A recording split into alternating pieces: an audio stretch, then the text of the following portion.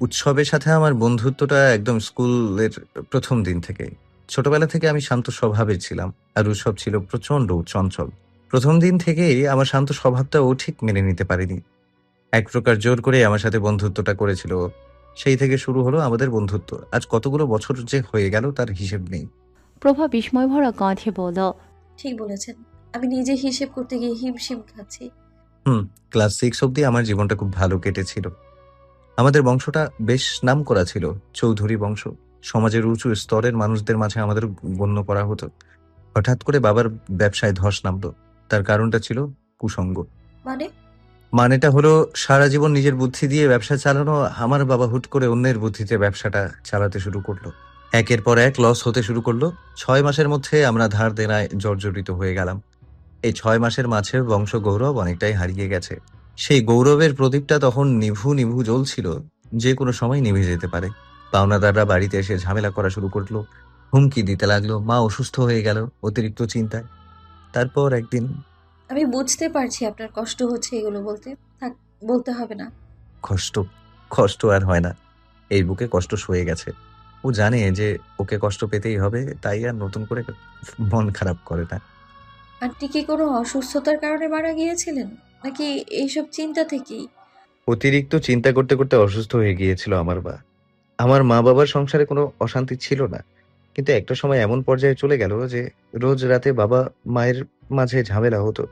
২-১ দিন বাবাকে মায়ের গায়ে হাত তো তুলতে দেখেছি। আপনি কিছু বলেননি আঙ্কেলকে? ষষ্ঠ শ্রেণীতে পড়া একটা বাচ্চার কথা কি শোনা সম্ভব বলুন? নিজের চোখে নিজের বাবাকে বদলে যেতে দেখেছি। চোখের মণি ছিলাম আ আমার বাবার। আমার মায়ের সাথে একটু জোরে কথা বলত না। অথচ সেই বাবা আমার মায়ের গায়ে হাত তুলতে শুরু করল। আমি আটকাতে গেলে আমার গায়েও হাত তুলত। সেজন্য ঝামেলার সময় আমায় একটা ঘরে রেখে মা বাহির থেকে দরজা বন্ধ করে দিত। হুট করে আঙ্কেলের পরিবর্তনের কারণ কি ছিল সেটা জানতে পেরেছেন? ছেলে হয়ে বাবার নোংরামির কথাগুলো কি করে মুখে আনি? কি করে বলবো যে আমার বাবা অন্য মেয়ের সংস্পর্শে চলে এসেছিল? সেই নারীর জন্য আমাদের ব্যবসা, আমাদের পরিবার সবকিছু চোখের সামনে ধ্বংস হয়ে গেল। আমাদের বিশাল বড় সাম্রাজ্য ধুলোয় পরিণত হলো। একদিন সকালে দেখলাম মা ঘুম থেকে ডেকে তুলল না। ঘড়িতে সময় তখন সকাল ১০টা বাজে। আমি নিজেই ঘুম থেকে উঠে মায়ের ঘরে গেলাম। আঙ্কেল ছিলেন না বাসায়? না, সেদিন ছিল না বাবা। হুট করে ২-১ দিন রাতে বাড়ি ফেরাও বন্ধ করে দিলেন। আমি মায়ের ঘরে গিয়ে দেখলাম মা তখনও ঘুমোচ্ছে। আমি ভাবলাম হয়তো বেশি রাত করে ঘুমিয়েছিল, সেজন্য এখনো জাগা পায়নি। ডাকতে গেলাম। আম্মুর হাতটা ধরতেই দেখলাম হাত দুটো বরফের মতন ঠান্ডা। আমি ডাকলাম আম্মুকে, কিন্তু আম্মু উঠল না। প্রভার নিজেরই কেন যেন কান্না পাচ্ছে। নির্ভীকের দিকে তাকাতেই খেয়াল করলো ওর চোখ দুটো টলমলো করছে। যে কোনো সময় বাঁধ ভেঙে অশ্রু গড়িয়ে পড়বে। প্রভা শক্ত করে নির্ভীকের হাতটা ধরলো, ভরসা দিল যে ও আছে। তারপর? তারপর আমায় ভালোবাসার মানুষটা চলে গেল। আমার মা আমায় একা করে দিয়ে চলে গেল। আমার দাদু তখনও বেঁচে ছিলেন। উনি আমার মাকে খুব ভালোবাসতেন। ছেলেকে অনেক বুঝিয়েছিলেন, কিন্তু আমার বাবা বোঝেনি। তিনি তখন পুরনোকে ভুলে নতুনে মত্ত হয়েছেন। মা মারা যাওয়ার ৪ মাসের মাথায় আবার ২য় বিয়ে করে। এতগুলো দিন অপেক্ষা করারও একটা কারণ আছে। আর সেই কারণটা শুনলে আপনার ভীষণ হাসি পাবে। কি কারণ? ব্যবসা শেষ। যা জমি আর টাকা পয়সা ছিল তার ৯০% ধার শোধ করতে চলে গেছে। হাতে তখন সম্পত্তি বলতে আমাদের বাড়িটাই ছিল দাদুর নামে। ওই বাড়িটাকে বাবা নিজের নামে করে নিতে চেয়েছিল। সেই জন্য একটু দাদুর কাছে ভালো সাজার চেষ্টা করেছিলেন। বাবার ২য় বিয়ে দাদু মেনে নিতে পারত না, সেটা বাবা ভালো করেই জানত। কিন্তু এত কিছু করেও কোনো লাভ হয়নি। দাদু মারা যাওয়ার আগে বাড়িটা আমার নামে লিখে দিয়ে যায়। মা মারা যাওয়ার ৩ মাস ২৩ দিনের মাথায় দাদু মারা যায়। আর তার ঠিক ১ সপ্তাহ পরে আমার বাবা ২য় বিয়ে করে নতুন বউ নিয়ে আমাদের বাড়িতে আসে। প্রভা ঘৃণাভরা কণ্ঠে বলল। যার সাথে আপনার বাবার সম্পর্ক ছিল ওই মহিলা কি জানতেন না যে আপনার বাবা বিবাহিত? জানতেন, সাথে এটাও জানতেন যে তার একটা ছেলে আছে। ওনার ভাইয়ের পরামর্শ অনুযায়ী চলতে গিয়েই আমাদের ব্যবসাটা ডুবেছিল। জানা সত্ত্বেও একটা বিবাহিত পুরুষের পেছনে পড়েছিলেন? নির্লজ্জ মেয়ে। ওনাকে দোষ দিচ্ছেন কেন? দোষ ছিল আমার বাবার। উনি ডিভোর্সি ছিলেন, সাথে একটা ছেলে। উনি তো নিজের জন্য একটা শক্ত খুঁটি জোগাড় করতেই চাইবেন। কিন্তু আমার বাবার তো বোঝা উচিত ছিল যে তিনি অনেক আগে থেকে দুটো মানুষের বাঁচার অবলম্বন। বাবাই যখন আমার আর মার কথা ভাবেনি, তখন সেই অপরিচিত মহিলা কেন ভাববেন? আমার বাবা না চাইলে তো উনি তার জীবনে প্রবেশ করতে পারতেন না। জায়গাটা দিয়েছিলেন উনি, এজন্য আসতে পেরেছেন। প্রভা দীর্ঘশ্বাস ফেলল। সত্যিই তো, নিজের মানুষই যদি না বোঝে তাহলে পরের থেকে কি আশা করা যায়? আপনাকে এত কিছু বলার কারণ হলো উৎসব। আমরা দুজনে কিন্তু সমবয়সী। মা আর দাদুকে হারানোর পর যখন আমি একদম একা, তখন আমার পাশে কেবলমাত্র উৎসবই ছিল। ওই হাসি খুশি চঞ্চল ছেলেটা আমার দুঃখে পাগলের মতো কাঁদতো। ওর কান্না দেখে আমি থমকে যেতাম। আমি বাড়ি থেকে না খেয়ে আসতাম, টিফিন আনতে পারতাম না জন্য ও না খেয়ে আসতো। নিজের টিফিনটা আমার সাথে ভাগ করে খেত। নিজে খেতই না। বলতো ও বাড়ি গিয়ে খেতে পারবে, কিন্তু আমি পারবো না। সমস্ত খাবার আমায় খাইয়ে দিত। অসুস্থ শরীর নিয়ে আমি স্কুলে আসতাম। উৎসব ওর ড্রাইভারকে বলে আমার জন্য ওষুধ আনার ব্যবস্থা করত। এমনভাবে আমার যত্ন নিত যেন ও খুব বড় আর আমি একটা বাচ্চা। প্রভা বেশ অবাক হলো উৎসবের সম্পর্কে এই কথাগুলো শুনে। উৎসবের মতো মানুষও কাউকে এতটা যত্ন করতে পারে সেটা তার ধারণাই ছিল না। যখন একটু একটু করে বড় হলাম, নিজেকে ধীরে ধীরে সব জায়গা থেকে গুটিয়ে নিতে শুরু করলাম, কিন্তু ওর থেকে আলাদা হতে পারলাম না। যদি আমার মন খারাপ দেখতো কিংবা শুনতো যে বাড়িতে আমায় কিছু কেউ বলেছে, তাহলে নিজে বাড়িতে এসে ঝামেলা করে দিত। এমন ভাবে আমার বাবার দ্বিতীয় স্ত্রীকে ভয় দেখাতো যেন সে খুব বড় গুন্ডা। এই কথাটা খুব একটা ভুল বলেননি। ওনার হাবভাব অনেকটা গুন্ডাদের মতো। যে যেমন তার কাছে ঠিক তেমন। বাকিদের কাছেও বদমেজাজি খিটখিটে হতে পারে, কিন্তু আমার জন্য আমার জীবন, আমার ভাই। এই পৃথিবীতে আমার মা বাবা বোন নেই, কিন্তু আমার একটা ভাই আছে। নিজের জীবন দিয়ে দিতে পারে ও আমার জন্য। আমার থেকে কিছু চাওয়ার আগে ও হাজারবার সব দিক ভাবে যে তাতে আমার কোনো অসুবিধা হবে কিনা। যে আমার জন্য জীবন দিতে পারে সে কখনো আমার থেকে অন্যায় কিছু করিয়ে নিতে পারে না। প্রতিটা বিষয়ে হয়তো ও গা ছাড়া ভাব দেখায়, কিন্তু বাস্তবতা সম্পর্কে ওরও জ্ঞান আছে। ও সব বোঝে, কিন্তু সবার সামনে নিজেকে খারাপ হিসেবে প্রেজেন্ট করাটাও স্বভাব। আচ্ছা, ধরুন না উনি কখনো অন্যায় আবদার করলেন, হয়তো বাধ্য হয়েই করলেন, মানে ধরুন ওনার কাছে আর দ্বিতীয় কোনো উপায় নেই, তখন কি করবেন? মেনে নিব। প্রভা চমকে উঠে বলল। সত্যি মেনে নেবেন? নির্ভীক মৃদু হেসে বলল। হ্যাঁ, মেনে নিব। ও আমার জন্য যা যা করেছে আমি তার কিঞ্চিত আপনাকে বলতে পেরেছি। ওর জন্য আমি সব করতে পারি। আমি জানি ও কতটা নিরুপায় হলে আমার কাছে কোনো অন্যায় আবদার করতে পারে। আর আমি আমার ভাইকে কষ্ট পেতে দেখতে পারবো না। ওর খুশির জন্য হলেও হাসি মুখে অন্যায় আবদারটা মেনে নেব। প্রভার কেন যেন এখন ভীষণ কান্না পাচ্ছে। তার মানে নির্ভীককে আর ওর পাওয়া হলো না। উৎসব নিশ্চয়ই নিজের বোনের কান্না সহ্য করতে পারবে না। শেষে বাধ্য হয়ে নির্ভীককে অনুরোধ করবে আর নির্ভীকও ওর কথা মেনে নেবে। আসছি আমি, ভালো থাকবেন। কথাটা বলে প্রভা চলে যেতে নিলে নির্ভীক পেছন থেকে ওর হাত টেনে ধরল। মৃদু গম্ভীর কণ্ঠে বলল। সত্যি করে বলুন তো আপনার হয়েছেটা কি? না বললে কোনো মতেই যেতে দেব না। উৎসবের সাথে থাকতে থাকতে আমারও কিন্তু প্রচুর জেদ বেড়েছে। প্রভা বহু কষ্টে নিজের চোখের জল আটকে রেখে বলল। কিছু হয়নি। বেশ, তাহলে আজ আর বাড়ি ফিরতে হবে না, এখানেই দাঁড়িয়ে থাকুন। প্রভা হালকা রাগ দেখিয়ে বলল। বলছি তো কিছু হয়নি। নির্ভীকের কণ্ঠস্বর নরম হলো, শান্ত গলায় বলল। আমায় কি বলা যায় না? প্রভার এবারে বলে দিতে ইচ্ছে করল। উষা আপনাকে ভালোবাসে, সেটা আমায় বলেননি কেন? নির্ভীক একটুও অবাক হলো না। না তাকে বিচলিত হতে দেখা গেল। স্বাভাবিক ভঙ্গিতে বলল। উষা ভালোবাসে আমায়, আমি না। আমার কাছে ও আমার বোনের সমান। এর থেকে বেশি আর কিচ্ছু না। আপনার বন্ধু যদি আপনাকে ওকে বিয়ে করতে বলে তাহলে তো করবেনই, তাহলে ভালো না বাসলেই বা কি? নির্ভীক ভ্রু কুঁচকে বলল। কে বলল আপনাকে যে আমি ওকে বিয়ে করব? আর এসব কথা আপনি জানলেন কি করে? কি করে জেনেছি সেটা বড় কথা নয়, ভুল তো আর কিছু শুনিনি। উৎসব কখনো আমার কাছে এই আবদারটা করবে না আমি জানি। করার হলেও অনেকদিন আগেই করে নিত। প্রভা কিছু বলল না। নির্ভীক পকেট থেকে ফোনটা বের করে উৎসবের নাম্বারে ডায়াল করল। সাথে সাথে উৎসব ফোনটা ধরল। প্রভা আর চোখে নির্ভীকের দিকে তাকিয়ে বোঝার চেষ্টা করছে যে আসলে কাকে কল করেছে। নির্ভীক প্রভার দিকে তাকিয়ে ফোনের অপর পাশে থাকা উৎসবকে উদ্দেশ্য করে বলল। একটু দেখা করতে পারবি? আমার আড্ডাখানাতে আয়। ফোনটা রেখে দিয়ে নির্ভীক প্রভাকে উদ্দেশ্য করে বলল। চলুন। কোথায় যাব? নির্ভীক আলতো হেসে বলল। আমি যেখানে নিয়ে যাব সেখানে। ভাই জানিস এই মাস্টারনি নাকি আমায় একটু বিশ্বাস করে না। আমি কি এতটাই খারাপ তুই বল? উৎসব অভিযোগের কণ্ঠে নির্ভীককে কথাটা বলল। ওর কথা শুনে পাশে বসা প্রভা বলে উঠল। আমার কথাটাকে কি আপনি খুব সিরিয়াস ভাবে নিয়ে নিয়েছেন? উৎসব মন খারাপের ভঙ্গিতে বলল। হ্যাঁ মাস্টারনি, আমার খুব খারাপ লেগেছে। আসলে আপনি কষ্ট পান সেভাবে আমি বলতে চাইনি কথাটা। আপনার খারাপ লেগেছে সেজন্য দুঃখিত আমি। আসলে তখন অন্য এক জায়গার রাগ আপনার উপর দেখিয়ে ফেলেছি আমি। কিন্তু এটাও ঠিক যে আমি সত্যিই আপনাকে বিশ্বাস করতে পারি না। উৎসব কিছু বলার আগেই নির্ভীক প্রভাকে উদ্দেশ্য করে বলল। কেন বিশ্বাস করতে পারেন না ওকে? অনেক কারণ আছে। উৎসব কৌতূহলী কণ্ঠে বলল।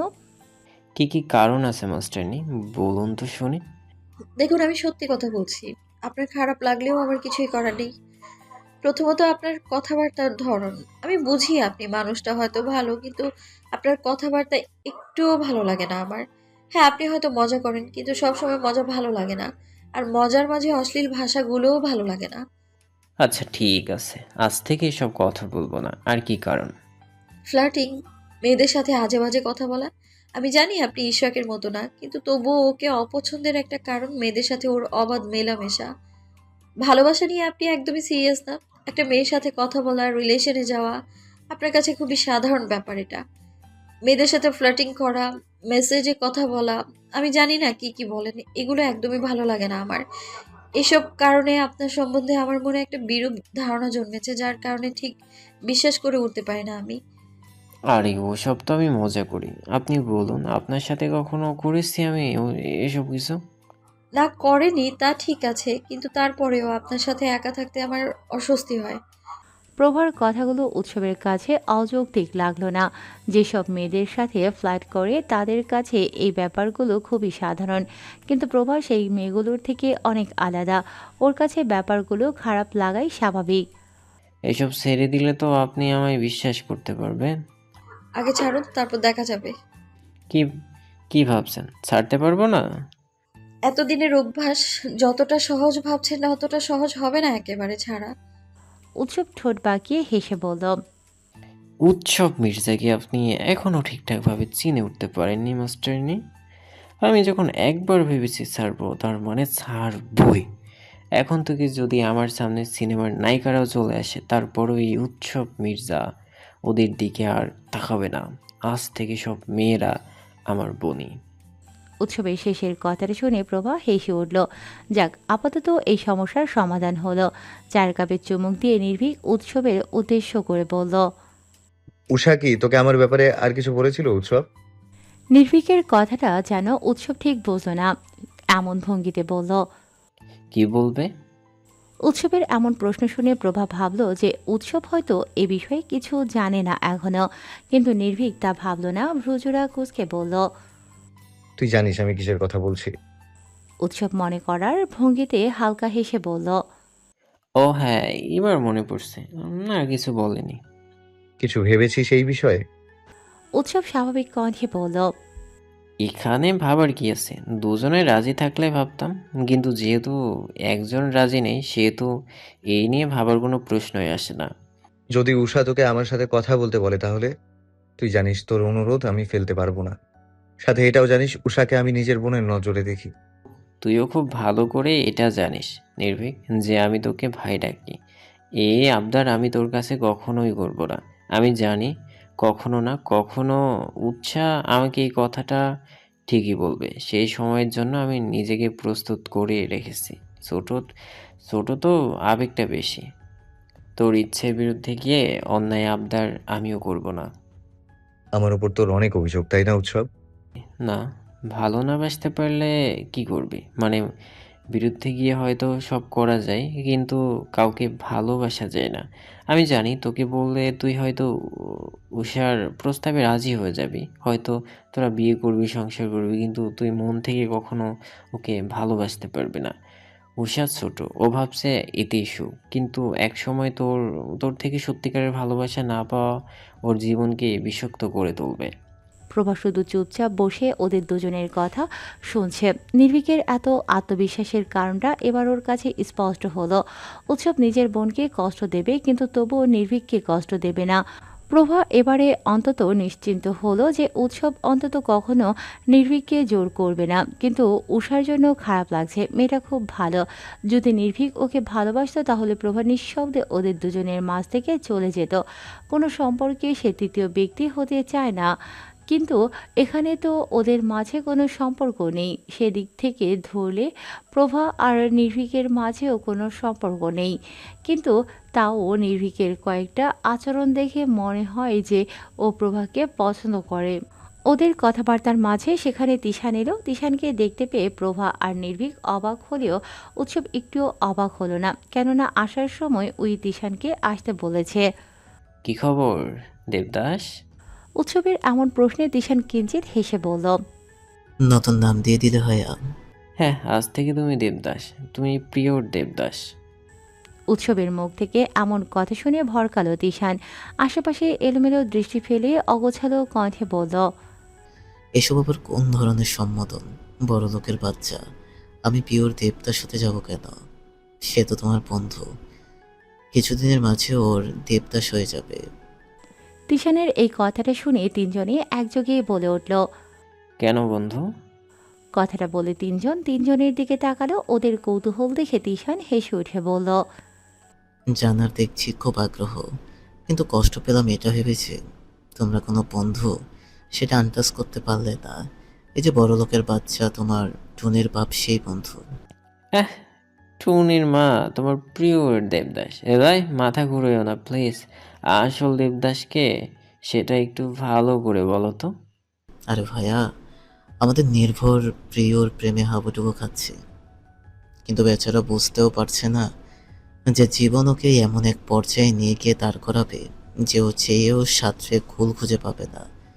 যে প্রেমের পানিতে হাবুডুবু খাচ্ছে, সেই পানিতে না ওকে ডুবে মরতে হয়। তিশানের মুখ থেকে এমন কথা শুনে নির্ভীক চিন্তিত কণ্ঠে বলল, এমনটা কেন বলছো ভাই?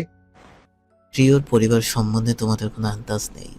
তার থেকেও বড় কথা, ওর বাপ ভাইয়ের যত্নের কোনো সীমা নেই। ভার্সিতে পড়া একটা মেয়েকে ওরা কোলের বাচ্চার মতন যত্ন নেয়, আদর করে। এত সহজ না ওকে পাওয়া। ওকে পাওয়া যদি এত সহজই হতো। তাহলে আপনি পেয়ে যেতেন, তাই তো? প্রভার কথায় চমকে উঠল তিশান। বুঝতে পারছে না সবাই কি করে এই ব্যাপারটা ধরে ফেলল। সেই এক বিষয় নিয়ে ঘুরে ফিরে প্রশ্ন করছে সবাই। তোমাদের সবার কি হয়েছে বলো তো? প্রিয়র সাথে আমাকে জড়াতে উঠে পড়ে লেগেছো কেন তোমরা? নির্ভীক আলতো হেসে বলল, যে আগে থেকেই জড়িয়ে আছে তাকে আমরা নতুন করে কি জড়াবো? তোমার কি মনে হয় শুধু তুমি একাই বাকি সবার গতিবিধির উপর লক্ষ্য রাখো? চোখ কিন্তু আমাদেরও আছে। কার চোখে কাকে হারানোর হাহাকার আছে সেটা ঠিকই বুঝতে পারি আমরা। সেদিন তোমার অস্থিরতা, নিজের ত্রুটিগুলো আড়াল করার চেষ্টা, ওনার কথা ফেলতে না পারা আমাদের অনেক কিছুই বলে দিয়েছে ভাই। বুঝলে তো মারা খাওয়া প্রাণী। আমরা সব ধরে ফেলেছি। আচ্ছা, এখন সত্যি করে একটা কথা বলো তো, ওই কি তোমার মারা খাওয়ার কারণ? তিশান মৃদু রাগ দেখিয়ে বলল, তোমরা অযথা নিজেদের মনের মতন করে গল্প বানাচ্ছ। এমন কোনো ঘটনাই নেই। আরে কতদিন পর ওর সাথে দেখা হলো জানো? কোনো যোগাযোগই ছিল না, আর তোমরা উল্টাপাল্টা কাহিনী বানিয়ে নিচ্ছ। যোগাযোগ ছিল না নাকি আপনি ইচ্ছে করে রাখেননি ভাইয়া? সেদিন আমাকে যার কথা বললেন, প্রেরণা আপু, কি সেই মেয়েটা? মানে ওনার জন্যই কি আপনি রাজনীতি ছেড়েছেন? তারপরে বাধ্য হয়ে কোনো এক সময় ওনাকেও ছাড়তে হয়েছিল? প্লিজ ভাইয়া বলুন না। আমরাই তো, আমরা কাউকে বলবো না, প্রমিস করছি। তিশানের সবকিছু কেমন তালগোল তাকিয়ে যাচ্ছে। এরা বুঝলো কি করে ওর মনের কথা? কেউ যেন কোনো কিছু টের না পায়, সেজন্য তো সব সময় স্বাভাবিক আচরণ করার চেষ্টা করেছে। তবে কি ও ব্যর্থ হলো? প্রেরণাকে দেখার পর কি নিজের অনুভূতিগুলোকে ঠিকঠাকভাবে লুকিয়ে রাখতে পারেনি? তিশানের নীরবতার মাঝে নির্ভীক বলে উঠল, কথাটা কি এতটাই গোপন ভাই যে আমাদের কেউ বলা যায় না? সারা দুনিয়া থেকে দুঃখ পেয়ে আমরা নিজেদের মাঝে সেগুলো ভাগ করে বাটোয়ারা করে একটু সুখে থাকার চেষ্টা করি। এত গোপনীয়তা তো কখনো ছিল না আমাদের মাঝে। তবে আজ তোমার সংকোচের কারণ কি? ব্যর্থতা কি আমাদের যে তুমি বলতে পারছো না? না নির্ভীক, কি বলছো এসব? তোমরা আমার বন্ধু। যে কথাগুলো নিজের মা বাবাকে বলতে পারি না, সেগুলো তোমাদের বলি। নিজেদেরকে দোষারোপ করো না। ব্যর্থতা আমার। আমি অনুভূতিগুলোকে প্রকাশ করতে চাই না। তিশানের কথায় উৎসবকে হালকা ঝাড়ি দিয়ে বলে উঠল, রাখো তো তোমার প্রকাশ করতে রাখো তো তোমার প্রকাশ করতে চাও না? তুমি খুব ভালো করেই জানো যে তুমি না বললে এটা সবাই তোমাকে ছেড়ে দিলেও আমি ছাড়বো না। তাড়াতাড়ি শুরু করো। তিশান বুঝলো এদের থেকে ছাড়া পাওয়ার কোনো উপায় নেই। না বললেও কষ্ট পাবে, বলতে আবার তিশানের কষ্ট হবে। নিজের কষ্টের উপর বাকিদের কষ্টকে প্রাধান্য দিল। কি শুনতে চাও বলো? সর্বপ্রথম প্রভা প্রশ্ন করল। প্রিয়নাপুকে আপনি ভালোবাসেন তাই না? আমাকে সেদিন যার কথা বলেছিলেন উনি সেই নারী, তাই তো? তিশান একটা হতাশার শ্বাস ফেলে বলল। হ্যাঁ। নিজে মনের কথা কখনো ওনাকে বলেননি? সময় আর পরিস্থিতি কোনোটাই আমাকে সেই সুযোগ দেয়নি। এখনো ভালোবাসো ভাই? প্রশ্নটা নির্ভীক করল। নির্ভীকের সেই প্রশ্ন শুনে তিশান আলতো হাসল। অনুধাবন করতে পারল যে দূরত্বটা কতটা বেড়ে গেছে, যে ওকে অন্যরা প্রশ্ন করছে আজও ভালোবাসি কিনা। সবটাই কেবল অতীত। এই ভালোবাসার না বর্তমান আছে, না কোনো ভবিষ্যৎ, শুধু আছে ধুলো জমানো অতীত। তাকে তো 1-2 দিনের জন্য ভালোবাসিনি ভাইয়া, সারা জীবনের জন্য তাকে ভালোবেসেছিলাম। সে আমার জীবনের অতীত, বর্তমান আর ভবিষ্যৎ সবটা। আর আমি তার জীবনের কেবল এক সাধারণ চরিত্র। পাশ থেকে উৎসব প্রশ্নাত্মক গলায় জিজ্ঞেস করল। ইশরাকের সাথে ঝামেলার ব্যাপারটা কি এই বিষয়ের সাথে কোনোভাবে জড়িত? এটাই কি তোমার কোনো দুর্বলতা?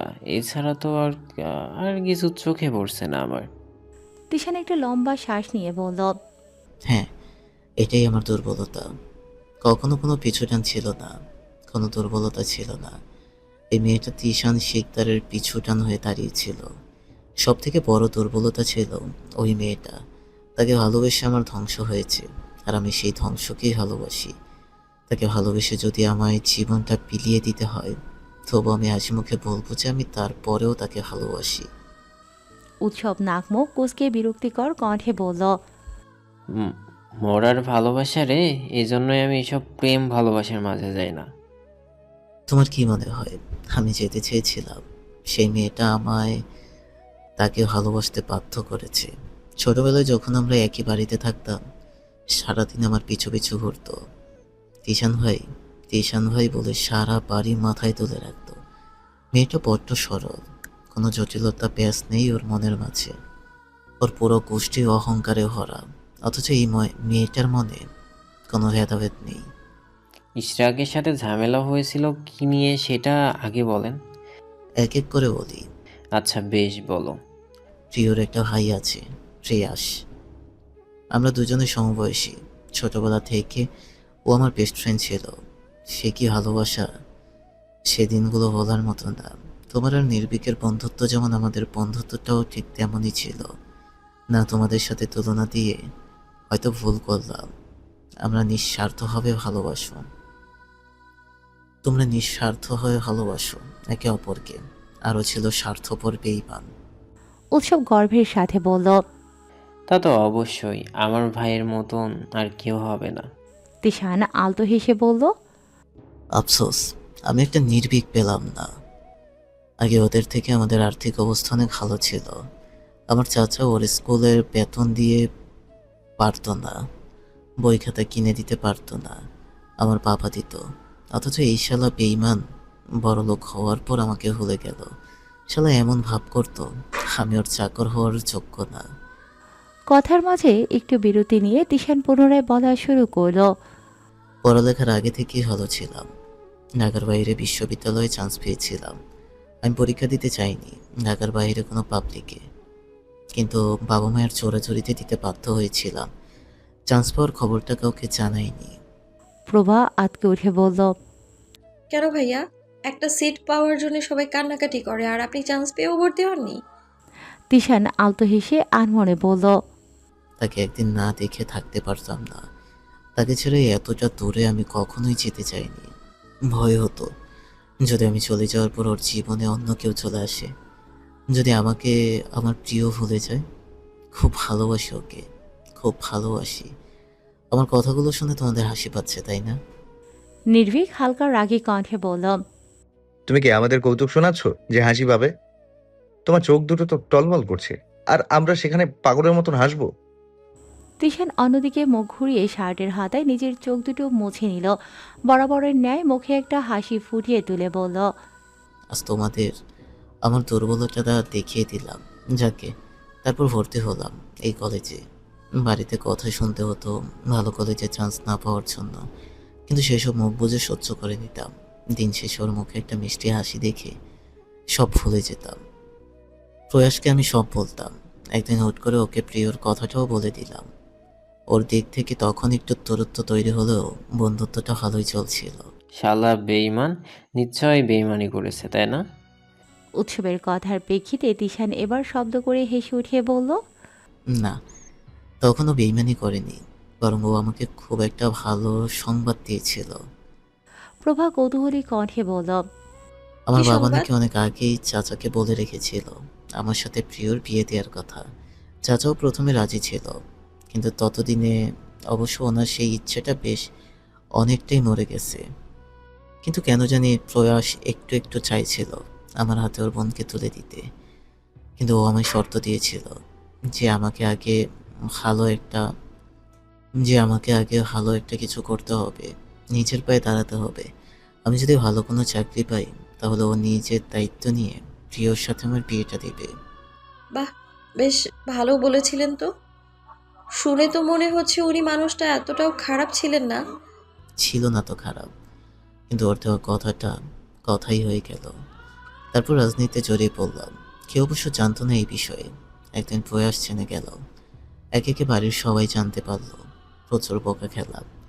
সে একদিন গুটি গুটি পায়ে আমার ঘরে এসে বলল যে আমি এসব রাজনীতি কেন করি, সবাই বকা দিচ্ছে এর জন্য। ওর নাকি রাজনীতি একটাও পছন্দ না, আমায় ছেড়ে দিতে বলল। উৎসব বিস্ময় ভরা কণ্ঠে বলল, তার মানে ওনার কথাই তুমি রাজনীতি ছেড়েছিলে? হুম, জানি না কি হলো আমার। ওরা এক কথাই ছেড়ে দিলাম। প্রয়াসও বলেছিল রাজনীতিবিদের হাতে ওর বোনকে তুলে দেবে না। ছেড়ে ছেড়ে দিলাম রাজনীতি। একটুও কষ্ট হয়নি, কেননা তখন আমার প্রিয়কে পাওয়ার আশা ছিল। কিন্তু ভুল করেছিলাম। হুট করে ওভাবে ছেড়ে দেওয়া উচিত হয়নি। ইশরাকের সাথে তুমুল ঝামেলা চলছিল। প্রচুর ক্ষোভ জমেছিল আমার উপর ওর। ও বরাবরই ঠান্ডা মাথায় খেলে। আমার বেলাতেও তার ব্যতিক্রম হয়নি। নির্ভীক একটা দীর্ঘশ্বাস ফেলে বলল, প্রেম ভালোবাসা বিচক্ষণতা দিয়ে কাজ হয় না ভায়া। ভালোবাসা তোমায় অসহায় বানিয়ে ছাড়ে। একদিন আমার বাড়ির সামনে প্রিয়র সাথে ইশরাক আমায় দেখে ফেলে। বৃষ্টি হচ্ছিল তো, তাই ওকে বাড়িতে নিয়ে যাই। জানি না ও কীভাবে কী বুঝেছিল। পরের দিন যখন আমি কলেজে আসি, প্রিয়র সাথে আমাকে জড়িয়ে এমন কিছু জঘন্য কথা বলে যেগুলো আমার সহ্য হয়নি। ও চালাকি করেছিল আর আমি বোকামি। উৎসব অসহায় কণ্ঠে বলল, তারপর পেটালে ওকে, তাই তো? হুম, নিজের ভালোবাসার মানুষটা সম্পর্কে কোনো পুরুষই সেসব কথা সহ্য করতে পারবে না। ক্রিকেট ব্যাট দিয়ে ক্যাম্পাসের ভেতরে ওকে আচ্ছা মতো পিটিয়েছিলাম, আর ও চুপচাপ আমার হাতে মার খেয়েছিল। হ্যাঁ, একবারও আমায় পাল্টা মারার চেষ্টা করেনি। আর না ওর দলের ছেলেরা আমায় আটকাতে এসেছিল। প্রভা প্রশ্নাত্মক গলায় জিজ্ঞেস করল, কি এমন বলেছিল আপনাকে ভাইয়া যে আপনি এতটা রেগে গেলেন? বলেছিল ওর কাছে নাকি প্রিয়র ছবি আছে। সব খোঁজ খবর নিয়েছি। এখন ছবির সাথে কি করতে পারে সেটা নিশ্চয়ই আমায় আলাদা করে তোমাদের পৌঁছাতে হবে না। ওই মেয়েটার তো তখনও এত জটিলতার সম্পর্ক ঠিকঠাক জ্ঞানই হয়নি। সমাজে ওর বাবার অনেক নাম ডাক। ওর বাবা বিশ্বাস করলেও আর ভাই ওকে বিশ্বাস করতো কি না এই নিয়ে সন্দেহ আছে। কারণ ব্যাপারটার সাথে আমিও জড়িত ছিলাম। আমাকে জড়িয়েই ইশরাক হুমকি দিয়েছিল।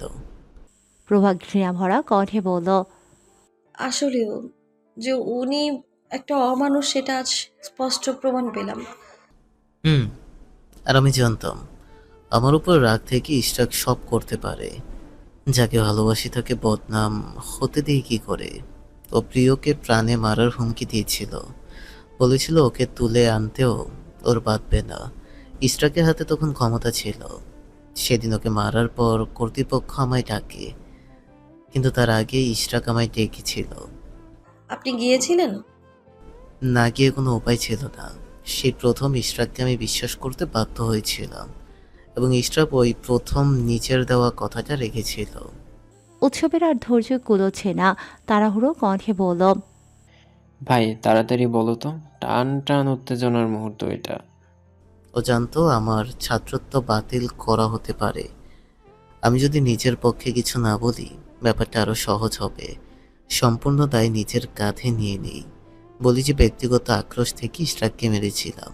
ইশরাক কথা দিয়েছিল যে আমি স্বীকার করে নিলেও ও প্রিয়র কোনো ক্ষতি করবে না। মেনে নেওয়া ছাড়া উপায় ছিল না। এটা কেন করলেন ভাইয়া? ওনার পরিবারকে তো বলতে পারতেন। ওনার সিকিউরিটির ব্যবস্থা করতে পারতো। তিশান হালকা হেসে বলল, রাজনৈতিক শক্তির সাথে পেরে ওঠা অতই সহজ? কতদিন ওরা চোখে চোখ রাখত। ওর কথা ওর কথা যদি না শুনতাম, ওর রাগ আরও বেড়ে যেত। ওদের করা একটা ছোট্ট ভুল প্রিয়র জীবনটা শেষ করে দিতে পারতো। ওর কিছু হয়ে গেলে আমি কি করে বাঁচতাম?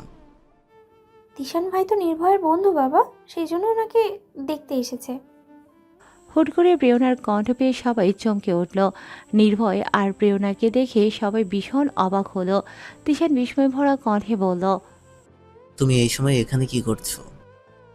এই অসময়ে এসেছো তাই জিজ্ঞেস করলাম। পাশ থেকে নির্ভয় বলে উঠল, আমরা তো বাড়ি ফিরছিলাম, তখন উৎসব ফোন করে এখানে আসতে বলল। তো উনি আমার সাথেই ছিলেন, তাই আসতে চাইলেন।